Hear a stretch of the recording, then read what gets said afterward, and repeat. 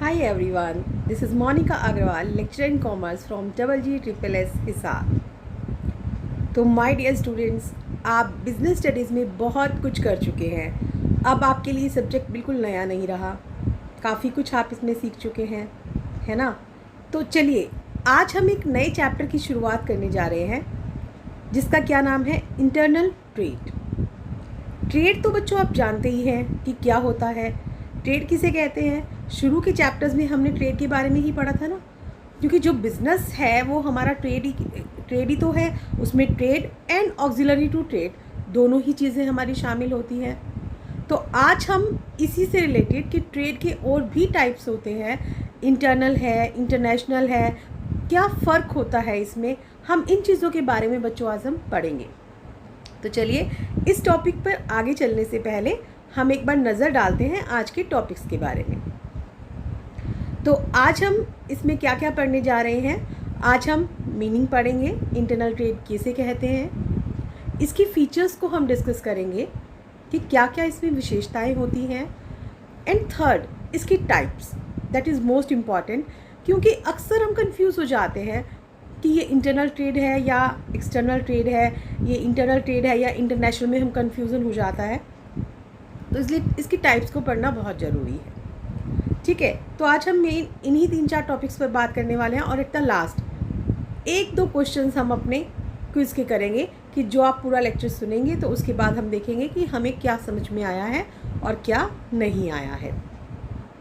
तो चलिए स्टार्ट करते हैं बच्चों। इंटरनल ट्रेड क्या होता है। इंटरनल ट्रेड जिसे हम घरेलू व्यापार भी कहते हैं। सबसे पहले तो मैं बात करूंगी कि ट्रेड, जैसा मैंने आपको बताया था कि प्रॉफिट अर्न करने के लिए अगर आप सेल परचेज की ट्रांजैक्शंस करते हैं, दैट इज़ कॉल्ड ट्रेड। आप, और ये ट्रांजैक्शंस जो होती हैं ना बच्चों, ये नहीं कि कभी एक आध बार आपने कर ली, लाइक आपने अपने घर की रद्दी बेच दी तो आप कहें कि हमने व्यापार कर लिया, नहीं, ऐसा नहीं है। रेगुलर ट्रांजैक्शंस मस्ट होती हैं इसमें, ये हम लोग शुरू में पढ़ चुके हैं। ठीक है, लेकिन जब जब हम किसी मीनिंग को दोबारा से आते हैं उस वर्ड पे, तो हम एक बार थोड़ा सा उसको रिकॉल कर लेते हैं, ताकि उसका फ़ायदा क्या होता है कि तो हमें टॉपिक अब अच्छे से समझ में आ जाएगा, दूसरा हमारा पिछला भी क्या हो जाता है बच्चों, रिवाइज हो जाता है, तो हमारे लिए डबल बेनिफिट हो गया, है ना। पिछला भी आ गया और नया भी हम और अच्छे से सीखते हैं। तो जो इंटरनल ट्रेड है बच्चों, वो कहलाता है हमारा एक होम ट्रेड भी कहलाता है, या जिसे हम कहते हैं डोमेस्टिक ट्रेड, वो भी कहलाता है। ये एक ऐसा ट्रेड है जो एक देश की सीमाओं के अंदर होता है।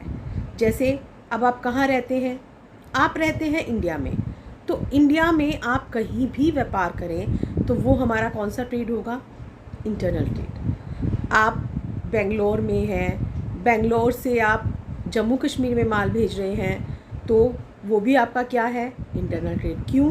क्योंकि वो आपका उसी सीमा में है, भारत की सीमा में, मतलब एक कंट्री की जो है ना, उसकी जोग्राफिकल बाउंड्रीज में है, तो उसे हम क्या कहते हैं, इंटरनल ट्रेड है। अगर अमेरिका वाला व्यक्ति अमेरिका में ही बिजनेस कर रहा है, दैट इज़ उसके लिए वो क्या है, इंटरनल ट्रेड। लेकिन अगर हम यहाँ पर हैं, इंडिया में हैं, और अगर हम बाहर किसी से व्यापार करते हैं, बाहर माल बेचते करते हैं, वो इंटरनल ट्रेड नहीं है। क्यों? क्योंकि वहाँ पे हमने अपने देश की सीमाओं को क्रॉस कर लिया है।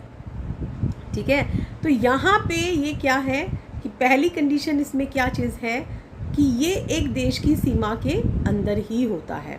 हाँ, सेम लोकेलिटी में हो सकता है, जैसे आप गली मोहल्लों में रहते हैं, एक ही जगह 2-3 दुकानें होती हैं, एक दुकानदार दूसरे से ख़रीद सकता है, या कंज्यूमर जो ख़रीदते हैं वो भी ख़रीद सकते हैं। एक गांव के गांव में कर सकते हैं, एक कस्बे में हो सकता है, एक शहर में हो सकता है, डिफरेंट स्टेट्स में हो सकता है। लेकिन रहना कहाँ चाहिए उसको, रहना उसे एक कंट्री के अंदर ही है। ये मस्ट है कि हमने भारत की सीमा से बाहर नहीं जाना, हमने उस कंट्री की सीमा से बाहर नहीं जाना, तब भी वो हमारा क्या कहलाता है, इंटरनल ट्रेड कहलाता है। ठीक है, तो मीनिंग आप लोगों को आई होप क्लियर हो गया होगा। और हम इसे किस नामों से और बुलाते हैं, हम इसे डोमेस्टिक ट्रेड भी कह सकते हैं, हम इसे होम ट्रेड भी कह देते हैं, कई नाम होते हैं एक चीज़ के। चलिए अब हम करते हैं इसकी फीचर्स के बारे में। जब बच्चों आपको किसी चीज़ का मतलब अच्छे से समझ आ जाता है ना, तो फीचर्स आपके लिए करना बहुत ईजी होता है। क्यों? क्योंकि हमेशा जो फीचर्स है ना बेटा, वो मीनिंग और डेफिनेशन में से ही निकलती हैं, तो वहाँ आपके लिए वो बहुत आसान हो जाती है। तो चलिए, तो सबसे पहले जो हमारे पास यहाँ पे बच्चों फीचर है जो, वो है हमारे पास trade within the boundaries of the country. व्यापार कहाँ करना है हमने? एक देश की सीमा के अंदर। देश कौन सा है हमारा? इंडिया। तो हमने रहना कहाँ है? सिर्फ और सिर्फ इंडिया के मैप के अंदर ही, उसी में हमने व्यापार करना है। तो कौन सा व्यापार कहलाएगा? वो हमारा इंटरनल ट्रेड। सेकंड, उसमें क्या चीज़ आ जाती है बच्चों? Free movement of goods.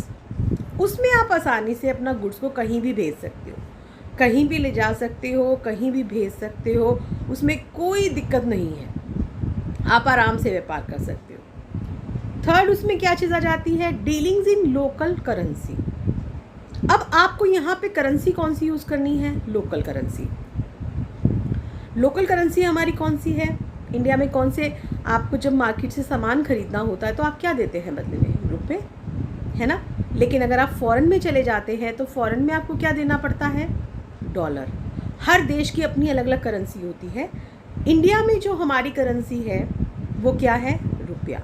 तो जब हम अपने देश में ही व्यापार करते हैं तो हमें कौन सा देना है? रुपए। हमें जो भी पैसा लेना देना है वो हमने रुपए में ही करना है। हम रुपए के बदले माल खरीद रहे हैं और रुपए के बदले ही माल बेच रहे हैं।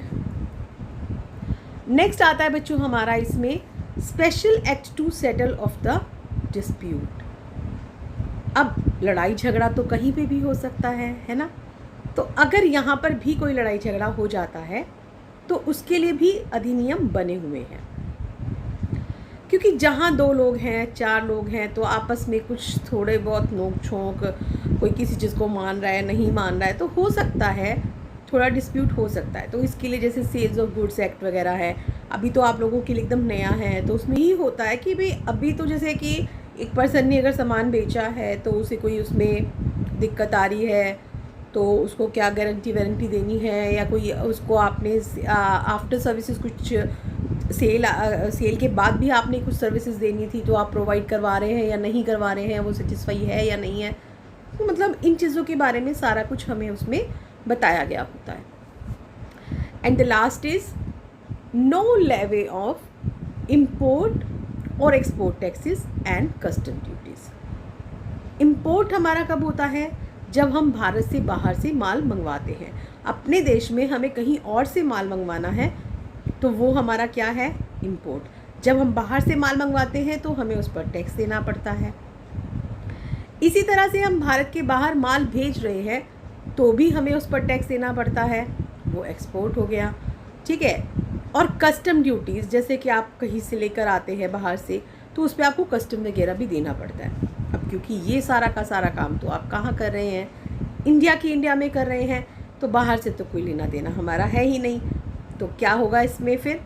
ना तो इम्पोर्ट टैक्स होगा, ना एक्सपोर्ट टैक्स होगा, और ना ही कोई कस्टम ड्यूटी होगी।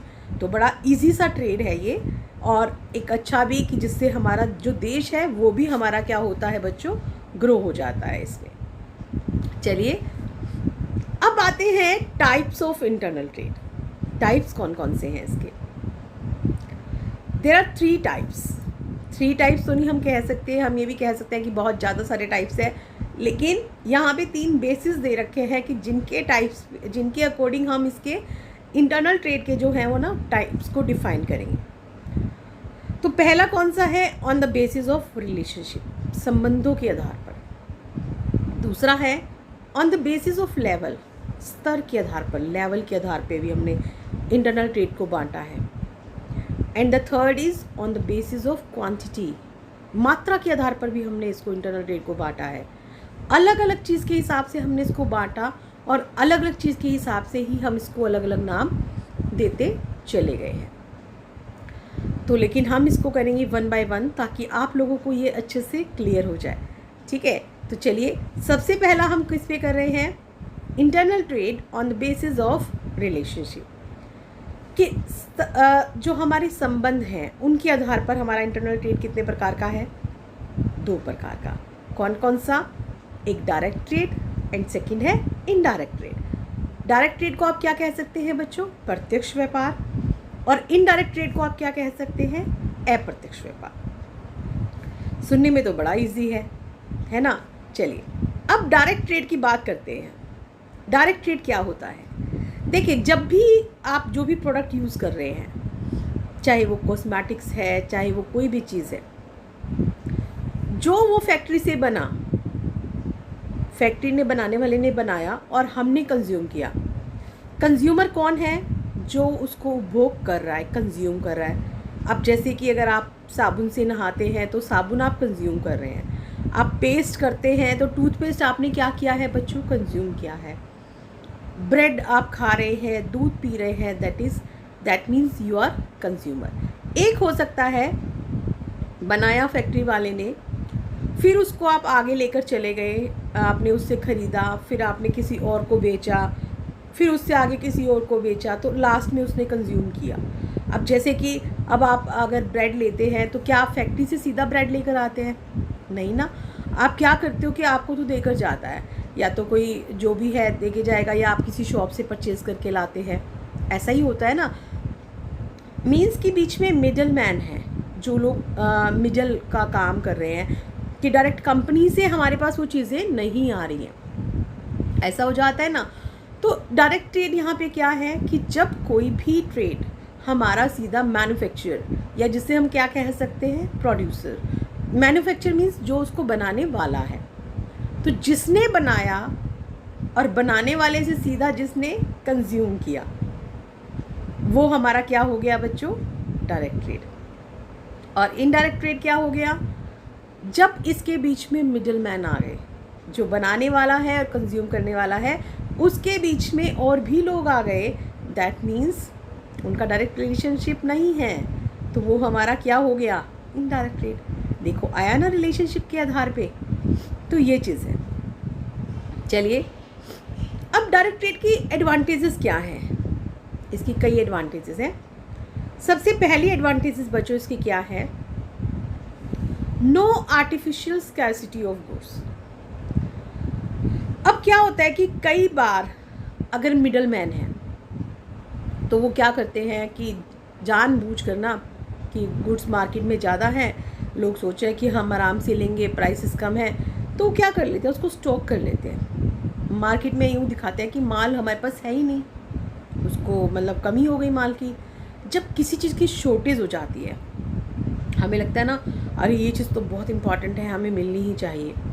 अब जैसे देखिए कि अब कोरोना का टाइम चल रहा है, कोविड-19 का टाइम है, और इसमें शुरू में जब कोरोना आया था तो 2-3 मेडिसिन्स के नाम आ गए कि हाइड्रोक्लोरोक्साइड वगैरह कि, और ये कहा गया कि ये जो मेडिसिन है ये इसके लिए बहुत यूज़फुल है और इनको करना चाहिए।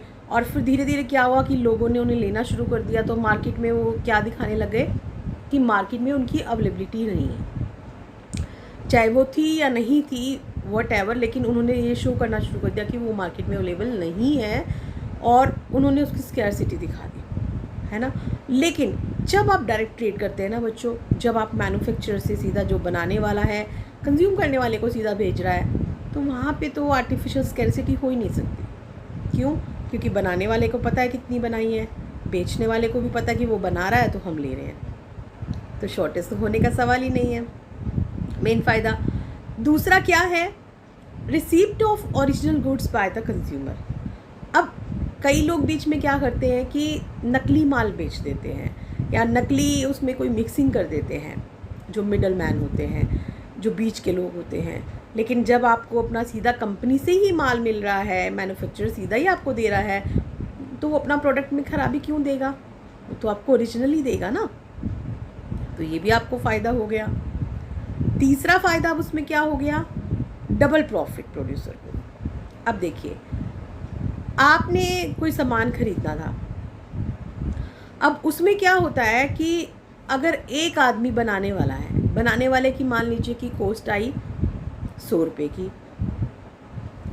अब 100 रुपये की चीज़ उसने आगे भेजी, ठीक है, जो लेगा 10-20 रुपये ऑफकोर्स वो भी मार्जिन कमाएगा अपना। तो होलसेलर ने वो ले लिया 120 रुपये का, उसने आगे 120 रुपये से अब वो भी आगे कमाएगा, उसने आगे कितना ले लिया 150 रुपये का, अब जिसने आगे लिया वो भी कंज्यूमर से कुछ कमाएगा, तो क्या हो गया 180 रुपये का हो गया। 100 रुपये की चीज़ आपको कितने में मिली है 180 रुपये में।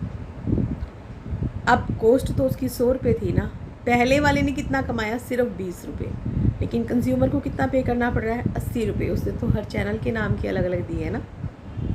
तो यहाँ पे प्रोड्यूसर को क्या फ़ायदा है, अगर वो डायरेक्ट बेच रहा है उसको तो उसे बीच में कोई कमीशन देने की ज़रूरत नहीं है। वो ये कहेगा कि 80 नहीं तो कम से कम मेरे को जो भी है 50-60 भी मिल रहा है, तो उसको डबल बेनिफिट भी हो गया, प्रोड्यूसर को भी फ़ायदा है और क्या है कंज्यूमर को भी फ़ायदा है ना।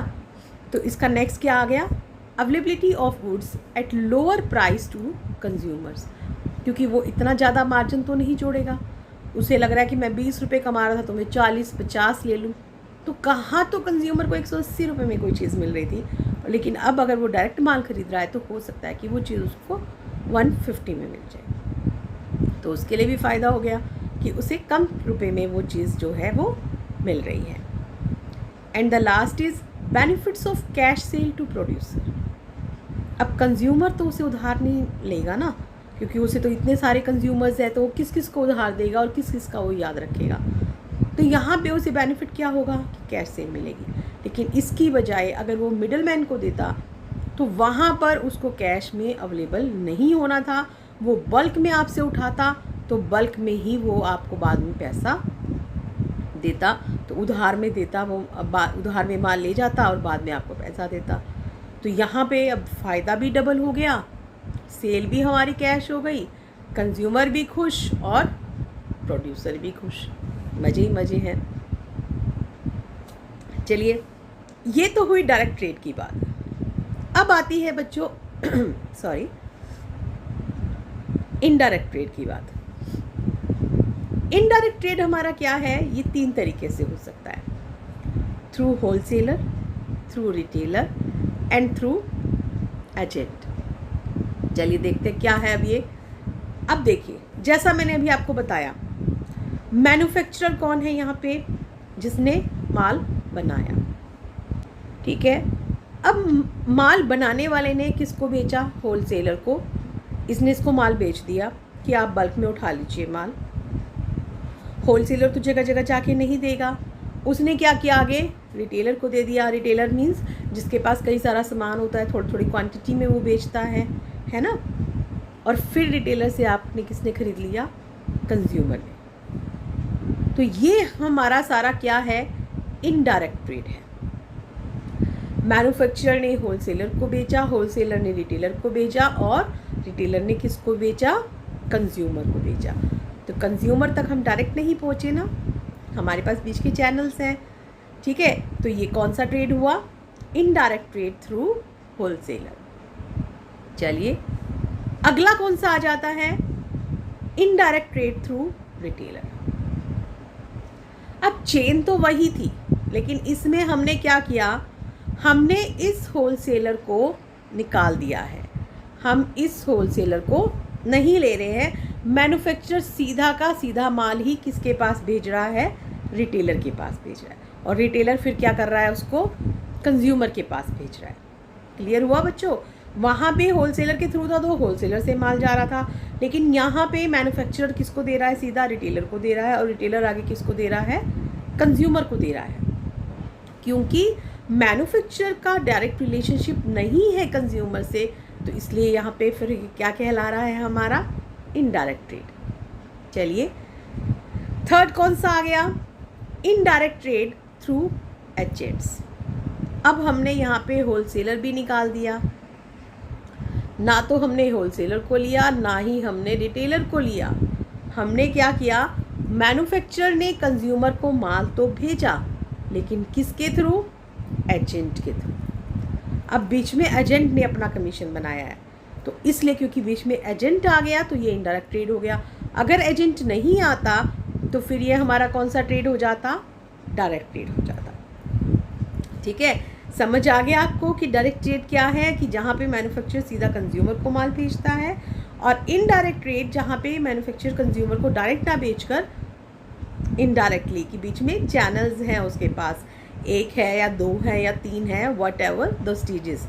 ठीक है, चलिए ये तो था बच्चों हमारा on the basis of relationship. अगला हमारा क्या आता है, internal trade on the basis of levels. Levels के बेसिस पर कितने प्रकार का है? लेवल्स के बेसिस पर है सबसे पहला 3 प्रकार का, हम कह सकते हैं इसको, local level, state level and third is national level trade. Local level trade हमारा क्या होता है, जो लोकली, जैसे कि देखिए आप कहाँ रहते हैं, आप अगर हिसार में रहते हैं तो आप हिसार में ही माल बेच रहे हैं। आप किसी एक रूरल एरिया में रहते हैं, आप रोहतक में रहते हैं, ठीक है, तो वहाँ पे आप रोहतक में माल बेचना, दैट इज़ लोकल लेवल। हाँ, इसमें आप कई केसेस हो सकते हैं, जैसे कि अगर आप रूरल एरिया से हैं, अगर आप किसी गांव से हैं तो एक गांव में ही माल बेचना, वो भी लोकल लेवल हो गया। गांव से उसी शहर में लेकर आना, कि रोहतक में किसी गांव में आप हैं और रोहतक शहर में आप लाकर माल बेचते हैं, that is also local level. Rohtak शहर की शहर में ही माल बेचना, ये भी आपका क्या है, लोकल लेवल है। ठीक है, स्टेट लेवल क्या होगा बच्चों, जब आप एक स्टेट में निकल गए अलग, कि जैसे कि आप कहाँ रहते हैं, हरियाणा में रहते हैं। स्टेट लेवल बच्चों हमारा क्या होता है, कि जैसे आप हरियाणा में रहते हैं तो अब अगर आपने एक डिस्ट्रिक्ट से दूसरे डिस्ट्रिक्ट में माल बेचा है, लाइक आप रोहतक से हिसार में बेचते हैं, हिसार से आप भिवानी में माल बेचते हैं, या हिसार से आप चंडीगढ़ माल बेचते हैं, तो ये हमारा क्या हो गया, एक स्टेट लेवल ट्रेड हो गया, कि एक हरियाणा में ही आपने जो माल है वो बेच दिया है। मींस उसी स्टेट के जो डिस्ट्रिक्ट्स है उसी में आपने माल जो है वो बेचा है। चंडीगढ़ अलग हो गया क्योंकि वो एक वैसी हो गया, और आप पंचकुला अगर बेचते हैं तो वो उसमें आता है, तो उसको आप बेच सकते हैं। ठीक है, थर्ड हमारा कौन सा आता है, national level trade. National level trade हमारा क्या होता है, राष्ट्रीय स्तर का। अब राष्ट्रीय स्तर का ये मतलब नहीं है कि आप इंडिया से बाहर पहुंच जाएंगे, रहना आपको कहाँ है, इंडिया के अंदर ही रहना है, क्योंकि इंटरनल ट्रेड है और सारा का सारा हमारा कहाँ पे हो रहा है, इंडिया में हो रहा है। हाँ, फ़र्क क्या है, अब हम एक स्टेट से भी आगे निकल गए हैं। हम कहाँ चले गए, अब हम एक स्टेट से माल दूसरी स्टेट में भेज सकते हैं। जैसे आप हरियाणा में हैं तो आप हरियाणा से राजस्थान में भेज सकते हैं, राजस्थान से आप पंजाब में भेज सकते हैं, या हरियाणा से आप पंजाब में भेज सकते हैं, हरियाणा से दिल्ली में भेज सकते हैं, खरीद सकते हैं। तो ये हमारा क्या है, लेकिन रहा कहाँ पे वो, इंडिया में ना, तो वो हमारा क्या हो गया, नेशनल लेवल ट्रेड। ठीक है बच्चों, तो समझ में आया आपको इंटरनल ट्रेड हमारे लेवल्स के बेसिस पर कितने हो गए, local level, state level and national level. Local level की जो एक डिस्ट्रिक्ट तक सीमित था, स्टेट लेवल एक स्टेट तक सीमित था, और नेशनल लेवल एक कंट्री तक सीमित था। चलिए, थर्ड टाइप हमारी कौन सी आती है, on the basis of quantity. अब हमारा है internal trade on the basis of quantity, मात्रा के आधार पर। मात्रा के आधार पर भी हमारा जो ट्रेड होता है वो 2 प्रकार का होता है, होलसेल एंड रिटेल।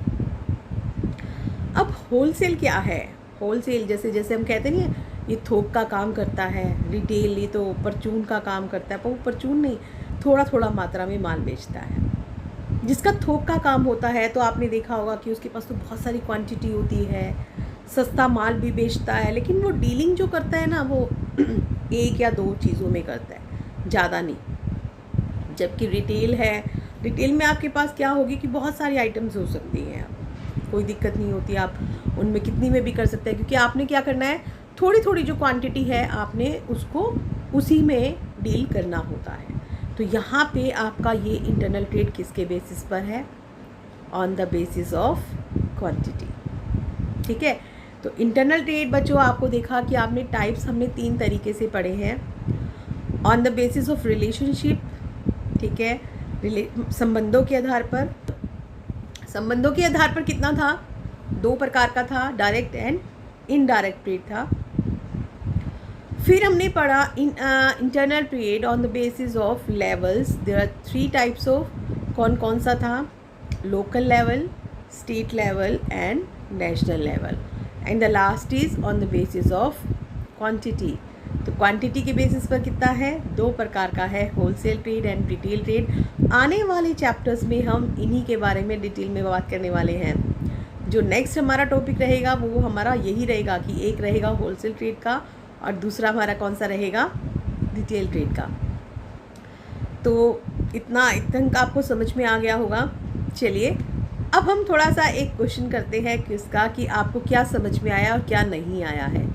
ठीक है, तो एक सिंपल सा क्वेश्चन मैं आप लोगों से पूछने जा रही हूँ, तो आपने आंसर अपना ऑनेस्टली देना है कि क्या चीज़ आपको आया क्या नहीं आया है। ठीक है, चलिए क्वेश्चन आपके सामने आपकी स्क्रीन पर है बच्चों। Buying and selling of goods and services within the boundaries of a nation is referred as. क्या मतलब हुआ इसका, कि जो भी वस्तुएं हैं या सेवाएं हैं उनको खरीदना या बेचना एक देश की सीमा के अंदर ही है ये सब कुछ। अगर किसी भी देश की एक सीमा के अंदर आपने वस्तुएं या सेवाएं खरीदी हैं या बेची हैं तो इसे हम क्या कहते हैं। ठीक है, तो ऑप्शंस हैं आपके पास 2। पहला है इंटरनल ट्रेड, दूसरा है इंटरनेशनल ट्रेड। इंटरनल ट्रेड क्या है, आंतरिक व्यापार, और इंटरनेशनल ट्रेड क्या है, हमारा अंतर्राष्ट्रीय व्यापार। तो इसका जवाब क्या है बच्चों, जवाब बहुत सिंपल है। जवाब अभी आपने सारा चैप्टर पढ़ा है, that is internal trade. Internal trade is the right answer. Okay, तो बहुत इंटरेस्टिंग सा चैप्टर था, बहुत अच्छा चैप्टर है, इम्पॉर्टेंट चैप्टर है, तो इसको अच्छे से आप कीजिए और अगर कोई डाउट्स हैं तो आप उन्हें क्लियर कर सकते हैं। तो आज के लिए बच्चों इतना ही, दैट्स ऑल।